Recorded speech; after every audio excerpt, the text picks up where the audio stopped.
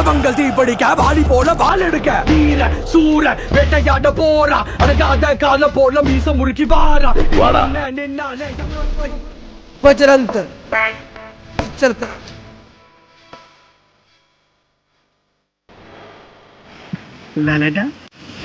എമ്പുരാന്റെ കഥ റെഡി വണ്ണയും കേട്ടിരുന്നു, നല്ലായിരുന്നു, സൂപ്പറായിരുന്നു. ഇന്ത്യയിൽ ചരിത്രമാണ് ഉദ്ദേശിക്കുന്നത്. അതായത് ബാബറി മസ്ജിദ് RSSകാർ പൊളിച്ചതാണല്ലോ, അത് ചെയ്താലോ എന്ന് വിചാരിക്കുന്നു. അതുപോലെ നമ്മൾ അങ്ങനെ ചെയ്യുമോ?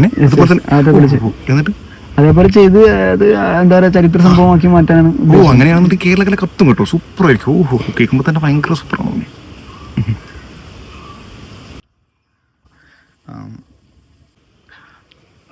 അല്ല മോനെ, അത് അങ്ങനെ കാണിച്ച ചില പ്രശ്നങ്ങളുണ്ട് മോനെ, അത് മാറ്റി എന്തെങ്കിലും ചെയ്യാൻ പറ്റുമോ? മാറ്റാണെങ്കിൽ നമുക്കത് വേണമെങ്കിൽ പള്ളി ഭൂമി കുലുക്കത്തിൽ പൊളിഞ്ഞു പോണ പോലെ അങ്ങനെ ആകുമ്പോൾ നന്നായിരിക്കും അല്ലേ മോനെ? അങ്ങനെ ആകുമ്പോൾ കുറച്ചും കൂടെ മലയാളികൾ വിശ്വസിച്ചോളൂ. ഈ പള്ളി പൊളിയാണല്ലോ. പിന്നെന്താ മോനെ? പിന്നെ ഇതിന്റെ ലാസ്റ്റ് ക്ലൈമാക്സ് നമ്മളെ ഗാന്ധിജിയെ RSSകാർ വെടിവെച്ച് കൊന്ന സീൻ ഉണ്ടല്ലോ, അത് നമ്മൾ അതേപോലെ തന്നെ ക്രിയേറ്റ് ചെയ്യാൻ പറ്റും. അങ്ങനെ ആകുമ്പോൾ ഈ വെടിയുണ്ട കൊള്ളുമ്പോൾ രക്തം വരുന്നത് കറക്റ്റ് ആയിട്ട് അങ്ങനെ കറക്റ്റ് കിട്ടിയായിരിക്കും. 3 വെടിയുണ്ടകൾ അത് കറക്റ്റ് സൂപ്പറായിരിക്കും. അല്ല മോനെ, ചോരയൊക്കെ വരുമ്പോ മലയാളികൾക്ക് വയലൻസ് പ്രശ്നം ആവില്ലേ മോനെ? അത് വേറെ എന്തെങ്കിലും മാറ്റം പ്രശ്നമാവുന്നുണ്ടെങ്കിൽ നമുക്ക് വേണമെങ്കിൽ അത് അറ്റാക്ക് വരുന്ന രീതിയിലാക്കാം. അറ്റാക്ക് ഒന്ന് വരിക്കട്ടെ.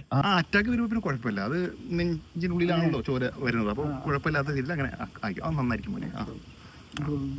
അല്ല മോനെ, ഗോപി ഒന്നും മിണ്ടുന്നില്ല. ഗോപിക്ക് എന്തെങ്കിലും പറയാനുണ്ടോ? നിങ്ങൾക്ക് ഇടിനെയും വീടിനെയൊക്കെ പേടിയുണ്ടാവും, പക്ഷെ എനിക്കാരെയും പേടിയില്ല. ഞാൻ കഥ എഴുതിയതേ എമ്പുരാന് വേണ്ടിയിട്ടാ, അല്ലാതെ എമ്പാമ്പുരാന് വേണ്ടിയിട്ടല്ല. ഗോപിച്ചേട്ടാ അല്ല മോനെ, ഗോപി 3-ാം ഭാഗത്തിന് വേണമെങ്കിൽ എംബീരാന്ന് കൂടി പേരിട്ടോ.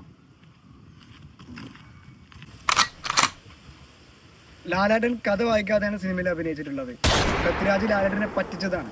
ലാലേട്ടൻ തീർച്ചയായും മാപ്പ് പറയും. ബേജാർ രവി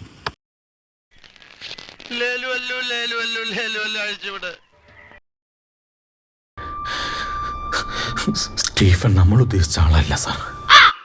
Meanwhile